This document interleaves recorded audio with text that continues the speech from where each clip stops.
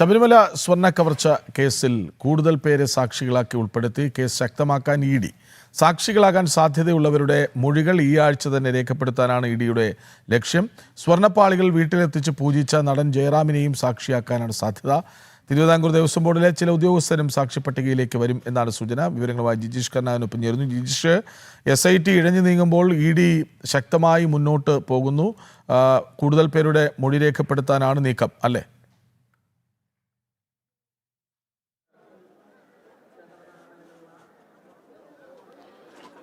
കൃഷ്ണരാജ്, അന്വേഷണ സംഘത്തിൻ്റെ ഇനി പ്രധാനപ്പെട്ട ഒരു നീക്കം എന്ന് പറയുന്നത് ഈ സാക്ഷികൾ കൂടുതൽ ശക്തമായ സാക്ഷികളെ ഉൾപ്പെടുത്തിക്കൊണ്ട് ഈ ശബരിമല സ്വർണ്ണ കവർച്ച കേസുമായി ബന്ധപ്പെട്ട തുടർ നടപടികൾ കൂടുതൽ ശക്തമാക്കുക എന്നൊരു നടപടിയിലേക്ക് തന്നെയാണ് ഇപ്പോൾ എൻഫോഴ്സ്മെൻറ്റ് ഡയറക്ടറേറ്റ് കടന്നിരിക്കുന്നത്. കാരണം ഈ ഒരു കേസിൽ പ്രധാനപ്പെട്ട വിവരങ്ങൾ കൈമാറാൻ കഴിയുന്ന നിരവധി ആളുകളുണ്ട്, നിരവധി സാക്ഷികളുണ്ട്. ഈ സാക്ഷികളെ എല്ലാവരെയും തന്നെ ഉൾപ്പെടുത്തിക്കൊണ്ട് അതുകൊണ്ട് തന്നെയാണ് ഈ ഒരു ദിവസങ്ങളിൽ ഈ ആഴ്ച പ്രധാനമായും എൻഫോഴ്സ്മെൻറ്റ് ഡയറക്ടറേറ്റ് ലക്ഷ്യമിടുന്നത് പരമാവധി സാക്ഷികളുടെ മൊഴി രേഖപ്പെടുത്തുക, അതിൽ കേസിന്റെ ഭാഗമായി മാറ്റാൻ കഴിയുന്ന അല്ലെങ്കിൽ സാക്ഷികളാക്കി മാറ്റാൻ കഴിയുന്ന ആളുകളിലേക്ക് അല്ലെങ്കിൽ അവരെ ഉൾപ്പെടുത്തിക്കൊണ്ട് കേസ് മുന്നോട്ട് കൊണ്ടുപോവുക എന്നത് തന്നെയാണ്. അതിൽ ഏറ്റവും പ്രധാനമെന്ന് പറയുന്നത് നടൻ ജയറാമിനെ മുഖ്യ സാക്ഷിയായി എൻഫോഴ്സ്മെന്റ് ഡയറക്ടറേറ്റ് മാറ്റുന്നു എന്നത് തന്നെയാണ്. കാരണം നേരത്തെ SITയുടെ ചോദ്യം ചെയ്യലിലും വ്യക്തമായ ഒരു കാര്യമെന്ന് പറയുന്നത് നേരിട്ട് പങ്കാളിത്തം ഈ സ്വർണ്ണ കവർച്ചാ കേസുമായി ബന്ധപ്പെട്ടോ ഏതെങ്കിലും അതിന്റെ സാമ്പത്തിക ഇടപാടുകളിലോ നടൻ ജയറാം പങ്കാളിയായിട്ടില്ല എങ്കിൽ കൂടി കൃത്യമായി തന്നെ ഉണ്ണികൃഷ്ണൻ പോറ്റിയുമായി ബന്ധപ്പെട്ട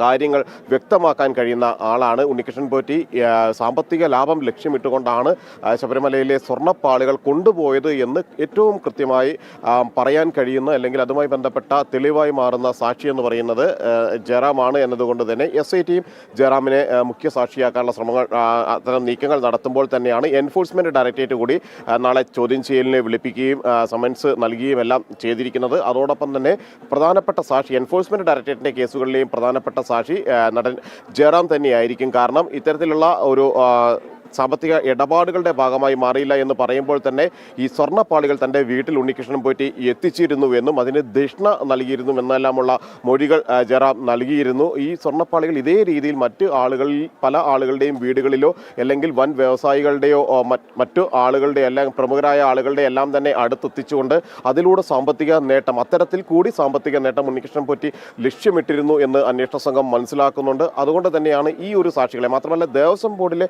ചില ഉദ്യോഗസ്ഥർ കൂടി പ്രധാനമായും ഈ സാക്ഷി പട്ടികയിലേക്ക് എത്താനുള്ള ഒരു സാധ്യതയുണ്ട്. അതിൽ ഏറ്റവും പ്രധാനമെന്ന് പറയുന്നത് S ശ്രീകുമാർ അടക്കമുള്ള ആളുകളാണ്. ദേവസ്വം മുൻ അഡ്മിനിസ്ട്രേറ്റീവ് ഓഫീസറാണ് എങ്കിൽ കൂടി നേരിട്ട് ഈ ഒരു ക്രമക്കേടുകളുടെ ഭാഗമായിട്ടില്ല എന്നാണ് പ്രാഥമികമായ ഇതുവരെയുള്ള അന്വേഷണത്തിൽ എൻഫോഴ്സ്മെന്റ് ഡയറക്ടറേറ്റ് മനസ്സിലാക്കിയിട്ടുള്ളത്. കാരണം മുരാരി ബാബുവിനുള്ളതുപോലുള്ള ഒരു പങ്കാളിത്തം S ശ്രീകുമാറിനെ സംബന്ധിച്ചിടത്തോളം ഇല്ല, അല്ലെങ്കിൽ സമാനമായ മറ്റ് പ്രതികൾക്ക് ഉള്ളതുപോലെയുള്ള ഒരു പങ്കാളിത്തം S ശ്രീകുമാറിന് ഉണ്ടായിരുന്നില്ല.